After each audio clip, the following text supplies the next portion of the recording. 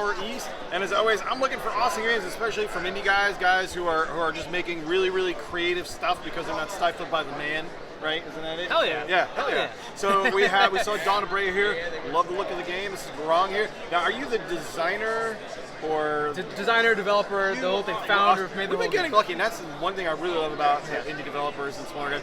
The designer is always there because you don't have enough minions yet. You're not like I don't have my minions selling my game for me. Yep. So you know what? Tell me how this game is because you know everything about it. Yeah, absolutely. So this game is called Dawn of Breya. It is a 2 to 4 competitive board game focused on area of control, empire builder, with these really unique boss fights. So the game starts off where you're one of these 4 factions. You're building out your resources, getting unique territories based on your personal strategies.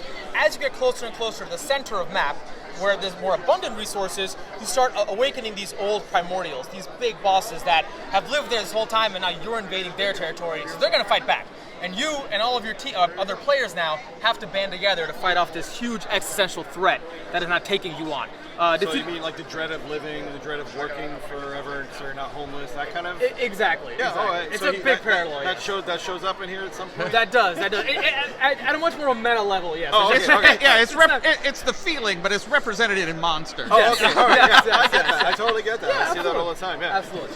And the Primordials themselves have a really unique deck building mechanic as well, so I have no 2 fights are the same. And each Primordial has different ways of hitting you in different ways as well. So awesome, yeah. I mean, and as I was telling many others, I love deck building. So like when we get our deck building beer pong game going, I'm gonna maybe we should just round up everybody. Will you quit giving away our ideas? Okay, I'm giving it away. I can't have a bad habit. I'm sorry. That's fine. So I like the look of it. So like so how many tell me about the deck building aspect. Like where are you getting cards from? Where's you how many cards you're drawing, all that stuff. Sure. So everything is based off of the resources that you gain. The territories you expand to have very unique sets of resources that give you different parts of your deck building mechanic. Okay. And those can be based on the secret objectives you get at the beginning of the game, the different types of leaders that you want, all based on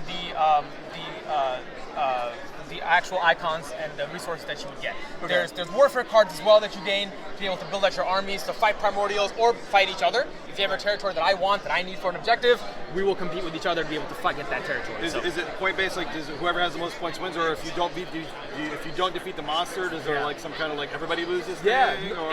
it's if you don't beat the monster, there's a pretty big penalty. But the goal of it is the most points at the end when so the you game. don't necessarily have to beat the monster. Yes, to end the game. and there's a couple different end conditions. There's 10 primordials in total. Right. If you beat 5 of them, the game ends. Or if someone places all 10 of their territories, the game ends. There's a couple different end conditions, but that doesn't mean you win the game if you end the game.